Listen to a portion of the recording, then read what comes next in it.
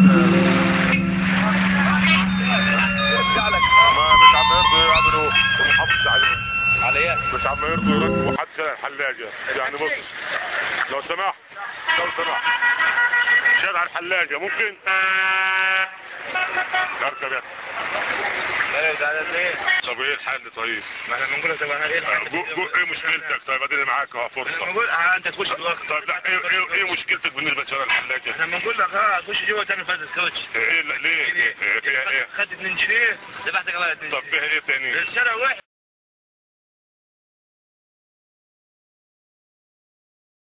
الشارع وحش. طب ايه المطلوب يعني؟ ما هو كان الشارع حلو. كان كل ما يموت على الحلاجة كل واحد عايز يطلب حاجة ويجيب بسرعة ويجي. يقول لك شارع الحلاجة حلو. روح انا من واحد كنت احب شارع الحلاجة. لا اصل انا لاحظت ان حوالي 15 17 تاكسي عليك انت انا مدير موقع ملا اولا موقع اسمه ملا اونلاين. بيتكلم عن الاخبار الجيده في البلد والاخبار السيئه في البلد والسلبيات والايجابيات. انا اعتبر ان في لقاء ودي معاك وانا مش مصورك حاليا مش جايب الكاميرا عليك والكلام ده هيطلع النهارده ان شاء الله. ايه مشكله شارع الحلاجه ده؟ مش شارع حاجه عايزين نحل ده. لا نحل شارع وحش عايز يترصف يتنظف على طول ويتنظف على طول وزحمه وتاني يتنبع على نفسه مفيش ميه وزباله. يعني ايه؟ يعني الكوب بياخد محضر على طول الكوب مش تاني ميه وزباله بتتكب فيه ال 24 ساعه 24 ساعه. طيب رئيس المجلس يعلم هذا الكلام؟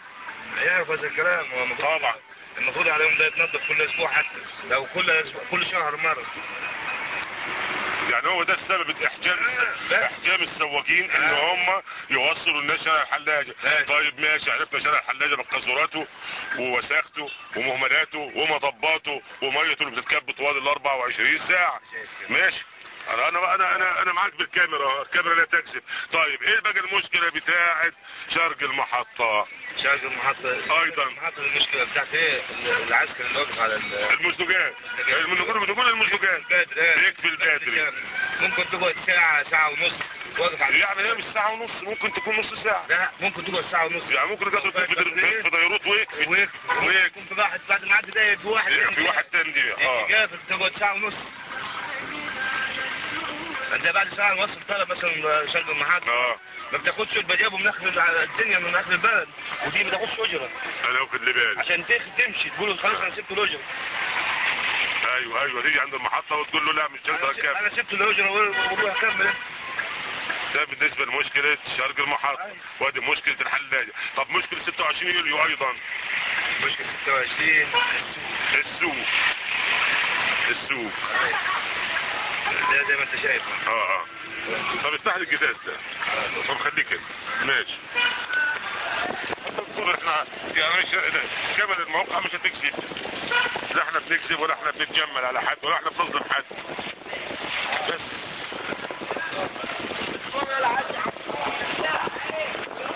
يعني الشارع كله بالطريقه دي طبعا كان ايام المطره كان حاجه صعبه. لا طب هو اتنظف ايام المطره. ما هو اتنظف هو اللي شافوا المنظر ده هو منظف جد ما كانش حد بيمشي خالص. بالجريدر جيت جريدر من المجلس ونظفه.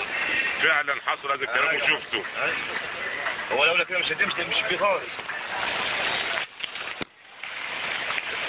بصراحة بس عشان خاطر نقدر نوصل الكلام ده للمحافظ والسيد اللي هو علاء الهراس والسيد رئيس مجلس المدينة يعني اللي هو منصور محترم ورأي متجاوب.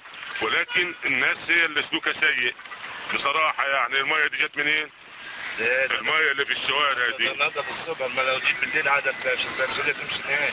وادي العنابيب بتتوزع بالصدفة بصراحة. يعني المية دي جت منين؟ المية اللي في الشوارع دي نضف الصبح ما لو جيت بالليل عادة مش تمشي نهائي.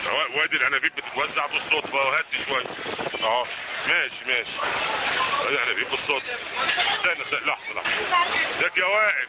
السلام عليكم. ازيك يا وائل؟ ايه عامل ايه؟ بكامل انبوبة. طيب شد حيلك.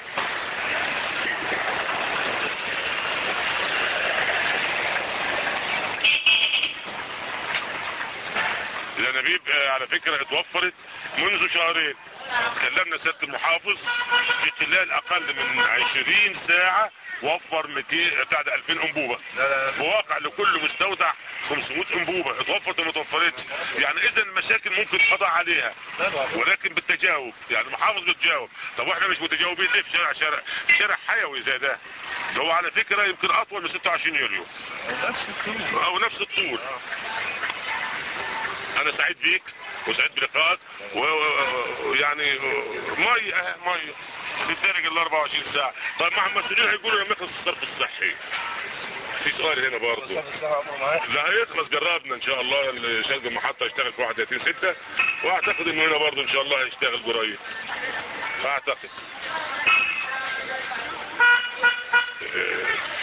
كان معكم مهندس ابو زيد على ابو زيد من موقع ملاوي اونلاين، وكان حديثي يدور حول عدم توصيل سائق التاكسي لمناطق محدده ومعينه في مدينه ملاوي، واذكر منها شارع الحلاجه، شرق المحطه، 26 يوليو، حي الحرافيش، وحي جنينه المغاربه، ومصنع الثلج ايضا، والاماكن العشوائيه التي يرفض فيها السائقون التوصيل لاسباب عديده.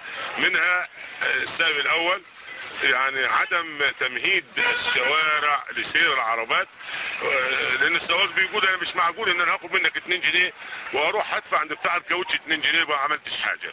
فعلا الشارع يعني غير ممهد وغير منظم، وان كان ممهد ولكن طمسته الامطار والاوساخ والاوحاد والزباله والقاذورات. هذا الشارع في الليل تجد عبارة عن بركة من المياه العفنة القذرة التي تلقى فيه في غيبة الرقابة، تلقى فيه مساء. يعني وهنيجي مرة وهنشوف.